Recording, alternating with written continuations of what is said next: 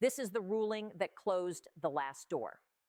On Monday, March 10th, 2026, at approximately 2:15 p.m. Eastern Standard Time, the United States Court of Appeals for the Second Circuit issued a precedential opinion in the consolidated appeals of Trump versus James and Trump versus United States that represents a fundamental transformation in how federal appellate courts will handle delay tactics in complex civil and criminal litigation.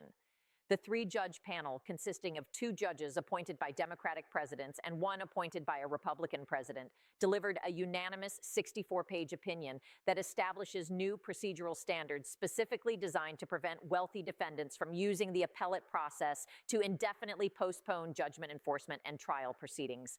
The critical holding appears in Section 4 of the opinion, beginning on page 37. The court finds that the appellant has systematically abused appellate procedures through the filing of meritless appeals, frivolous motions for stays, and repetitive requests for reconsideration that serve no legitimate legal purpose but are transparently designed to delay enforcement of judgments and commencement of trials. While all litigants have a constitutional right to appeal adverse decisions, that right does not include a license to clog the appellate process with filings that lack any colorable legal basis. Accordingly, this court hereby establishes the following procedural reforms that will apply to all future filings by the appellant in this circuit and that we urge other circuits to adopt when confronted with similarly abusive litigation tactics.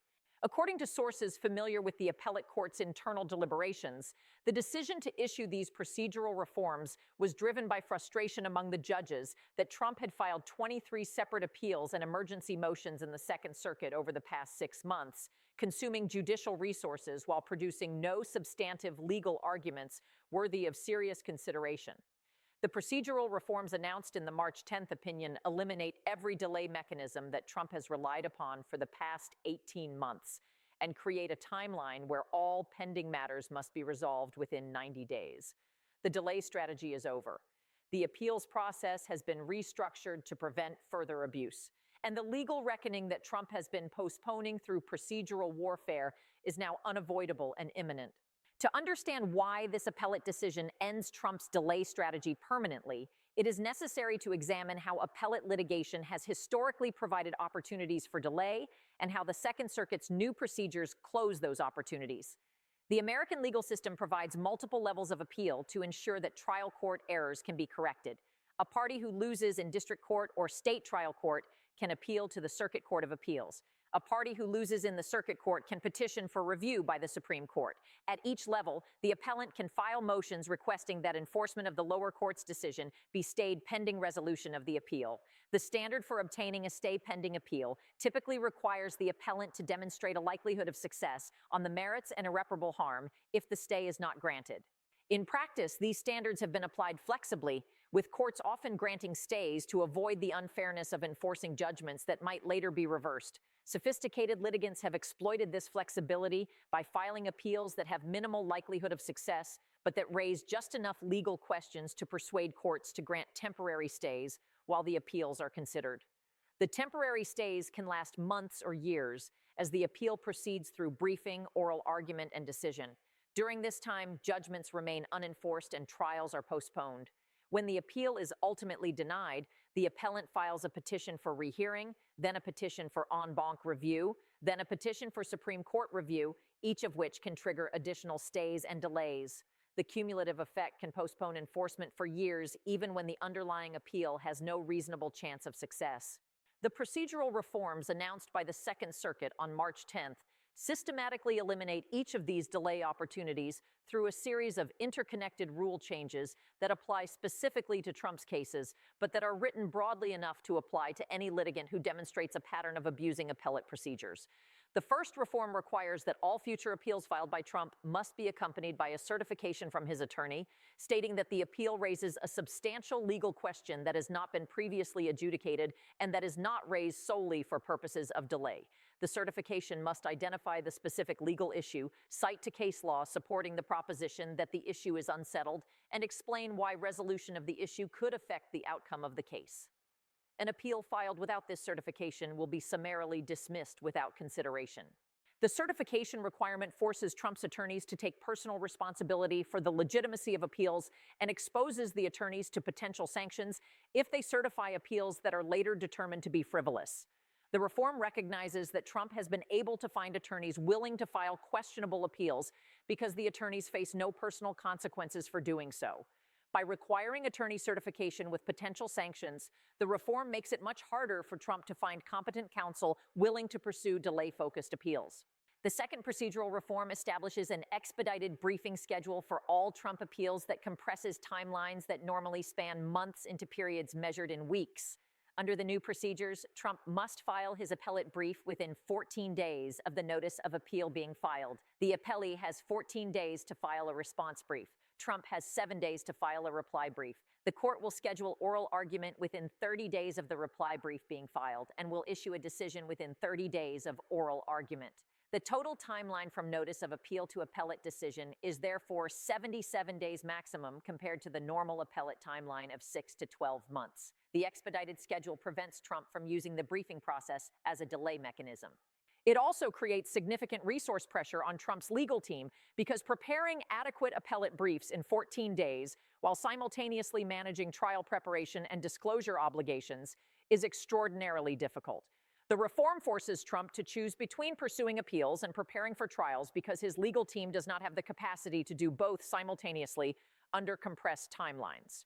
The third reform addresses the stay pending appeal issue by creating a presumption against granting stays in Trump's cases unless Trump can demonstrate by clear and convincing evidence, which is a higher standard than the normal preponderance of evidence standard, that the appeal raises a substantial legal question and that enforcement of the judgment pending appeal would cause irreparable harm that cannot be remedied through damages or reversal.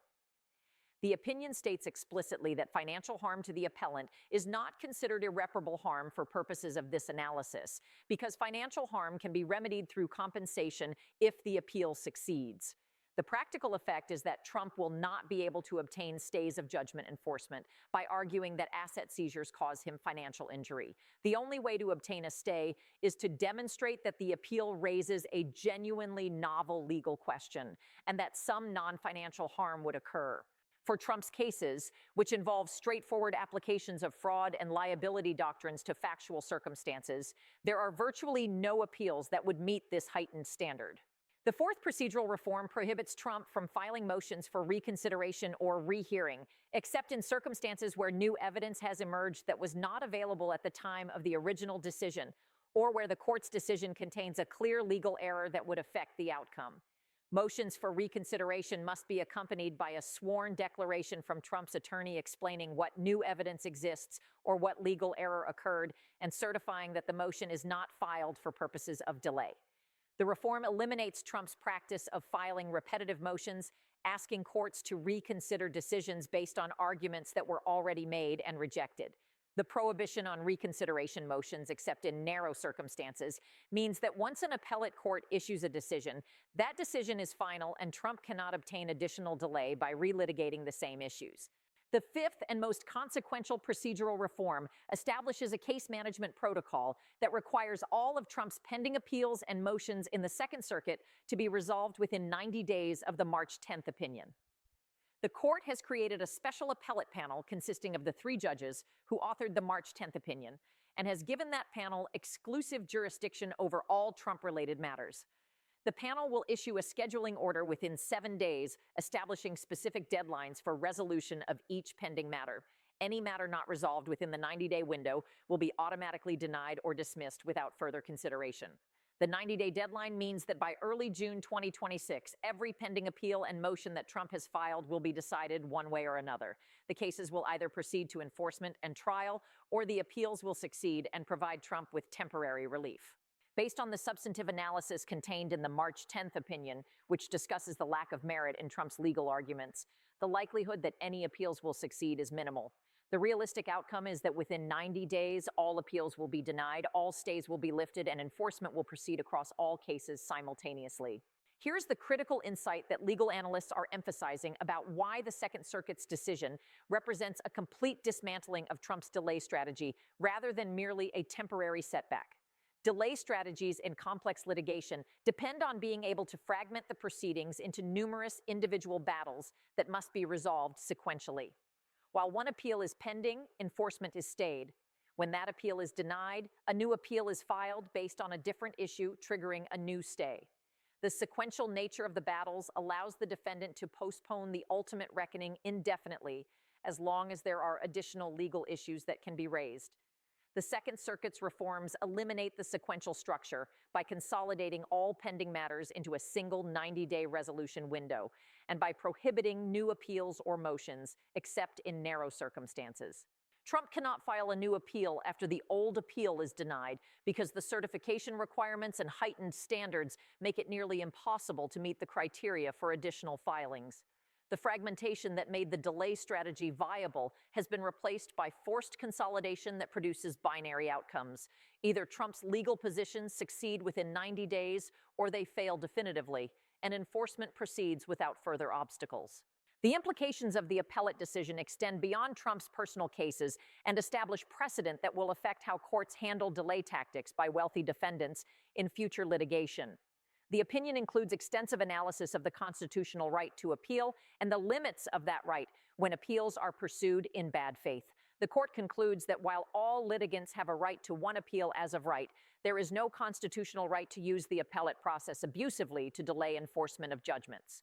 Courts have inherent authority to manage their dockets and to impose procedural restrictions on litigants who demonstrate patterns of abuse. The precedent established by the Second Circuit provides a template that other circuits can adopt when confronted with defendants who file repetitive appeals and motions designed to delay, rather than to seek legitimate appellate review. Defense attorneys who represent wealthy clients in complex litigation are studying the opinion carefully because it represents a significant tightening of appellate procedures that could make it much harder to pursue the delay-focused strategies that have been standard practice in high-stakes litigation. The political dimensions of the appellate court's decision are notable for how thoroughly the opinion addresses and rejects arguments that the procedural reforms are motivated by political bias against Trump. The opinion includes a 17-page section responding to Trump's allegations that the courts are engaged in a partisan conspiracy to destroy him politically and financially. The court notes that Trump has lost cases before judges appointed by presidents of both parties, and that the pattern of losses reflects the weakness of his legal positions rather than judicial bias. The court further notes that Trump's own appointees to federal courts have ruled against him in multiple cases, which undermines the claim of partisan targeting. The opinion states that the procedural reforms are necessary not because of Trump's political identity, but because of his documented pattern of abusing legal processes in ways that would justify similar reforms against any litigant, regardless of political affiliation. The thoroughness with which the opinion addresses the political bias claims is designed to insulate the decision from accusations of partisanship and to make clear that the reforms are grounded in legitimate case management concerns rather than political motivations. The reaction from Trump's legal team to the March 10th appellate decision has been a combination of public defiance and private despair. Public statements from Trump's attorneys characterize the decision as an outrageous violation of Trump's constitutional rights and promise to seek Supreme Court review of the procedural reforms. Private communications among the legal team, portions of which have leaked to reporters, reveal that the attorneys recognize the decision is legally sound and that Supreme Court review is unlikely to succeed. The Supreme Court has already denied multiple Trump emergency applications and has shown no inclination to intervene in the Second Circuit's management of Trump's cases. The attorneys are advising Trump that the delay strategy is no longer viable and that he needs to shift to a settlement strategy where he attempts to negotiate resolutions of cases rather than continuing to fight every battle. Trump has reportedly rejected this advice and has instructed his attorneys to continue fighting despite the procedural obstacles. The disconnect between Trump's instructions and the legal reality is creating departures among his legal team as attorneys conclude that they cannot effectively represent a client who refuses to accept that his preferred strategy is no longer available. The financial modeling of how the end of the delay strategy affects Trump's overall position demonstrates why the March 10th decision is potentially more consequential than any individual adverse ruling in his underlying cases. As long as Trump could delay enforcement through appeals, he could maintain some control over the timing of asset liquidations and could attempt to restructure obligations or find new sources of funding. The delays provided time for political circumstances to change, for potential benefactors to emerge, or for opposing parties to lose interest in pursuing enforcement. With delays no longer available, enforcement will proceed on a compressed timeline driven by court orders rather than by Trump's strategic choices. The simultaneous enforcement of multiple judgments within the 90-day resolution window means that Trump's limited remaining assets will be seized and liquidated before he can attempt to protect or transfer them. The financial analysis conducted by judgment creditors shows that rapid simultaneous enforcement produces substantially higher recovery rates than sequential enforcement because assets cannot be moved or hidden once seizure orders are executed across all holdings at once. Trump's ability to play creditors against each other or to prioritize which obligations to satisfy is eliminated when all creditors are executing simultaneously under court supervision. The operational impact on the Trump organization of knowing that all legal uncertainties will be resolved within 90 days is producing a business crisis even before enforcement orders are executed. Vendors and contractors who might have continued to provide services while litigation was pending are now terminating relationships because they know definitive outcomes are imminent and likely unfavorable. Employees who might have remained in their positions while Trump fought the cases are now seeking other employment because the 90-day deadline makes it clear that the organization has a limited remaining lifespan. Licensing partners who might have maintained agreements pending final resolution are now invoking termination clauses because the trajectory is obvious. The business relationships and operational capabilities that Trump needs to maintain asset values during liquidation are disappearing before the liquidation process formally begins because everyone can see the timeline and everyone is protecting their own interests by disengaging immediately. The psychological impact on Trump of having the delay strategy definitively eliminated is observable through his public statements and reported private behavior. Trump has spent his entire career using delay as a weapon in litigation. The ability to outlast opponents through superior resources and unlimited patience has been central to his business model and his self-conception. The appellate court's decision that eliminates delay as an option attacks Trump's core belief that he can prevail through sheer persistence. According to sources who have spoken with Trump since the March 10th decision, his initial reaction was rage directed at the judges, at his attorneys for not preventing the decision, and at the legal system generally for changing the rules. The rage has given way to something approaching acceptance that the delay strategy is no longer available. The acceptance is not producing strategic flexibility or willingness to consider alternatives. Instead, it is producing a fatalistic attitude where Trump appears to believe that total loss is inevitable and that there is no point in trying to minimize damage through settlements or cooperation. The psychological surrender is making it even harder for Trump's remaining advisors to convince him to make rational strategic choices in the limited time that remains. The Supreme Court's options for responding to Trump's inevitable petition seeking review of the Second Circuit's procedural reforms are limited, and all of them result in the reforms remaining in effect. If the Supreme Court denies review, which is the most likely outcome given the court's pattern of declining to intervene in Trump's cases, the reforms stand and the 90-day timeline proceeds. If the Supreme Court grants review but declines to stay the Second Circuit's order pending resolution of the appeal, the reforms remain in effect during the Supreme Court's consideration, which could take months, meaning the 90-day deadline will have passed and enforcement will have been completed long before the Supreme Court issues a decision. If the Supreme Court grants review and stays the Second Circuit's order, which is the only scenario that would prevent the reforms from taking effect, the court would be making an extraordinary intervention to protect a single litigant from case management procedures that the Circuit Court determined were necessary to prevent abuse. The institutional and political costs of such intervention are prohibitively high. The realistic assessment among Supreme Court observers is that the court will deny review or will grant review without a stay, both of which produce the same practical outcome of allowing the Second Circuit's reforms to proceed. The broader legal community's reaction to the Second Circuit's decision reveals a division between defense attorneys who view the procedural reforms as dangerous precedent that could be applied against their clients and prosecutors, and plaintiffs' attorneys who view the reforms as overdue correction of systemic imbalances that favor wealthy defendants. Defense attorneys argue that the ability to pursue multiple appeals and to obtain stays pending appeal is essential to ensuring that erroneous trial court decisions can be corrected before irreparable enforcement occurs. They express concern that the Second Circuit's approach could be adopted more broadly and could undermine the appellate process for all litigants. Prosecutors and plaintiffs' attorneys counter that the appellate process has been systematically abused by wealthy defendants who use appeals not to correct legal errors, but to delay accountability, and that procedural reforms like those announced by the Second Circuit are necessary to restore balance to a system that has tilted too far in favor of defendants with unlimited resources. The debate reflects fundamental disagreement about whether the legal system's primary obligation is to protect defendants from erroneous rulings or to ensure that valid judgments are enforced without indefinite delay. The countdown that the March 10th decision initiates is even more precise and inexorable than the disclosure deadline established by Judge Whitmore. The 90-day resolution window means that by June 8, 2026, every pending Trump appeal and motion in the Second Circuit will be decided based on the substance of the March 10th opinion and the procedural reforms it establishes. The overwhelming likelihood is that all appeals will be denied and all motions will be rejected. On June 8th, enforcement will proceed simultaneously across all cases with no further opportunities for delay through appellate mechanisms. Between March 10th and June 8th, Trump has 90 days to prepare for the reality that every judgment will be enforced, every asset will be subject to seizure, and every trial will proceed on schedules determined by courts rather than by his legal maneuvering. The 90 days are not an opportunity to delay further. They are a grace period before the delayed reckoning arrives in full force.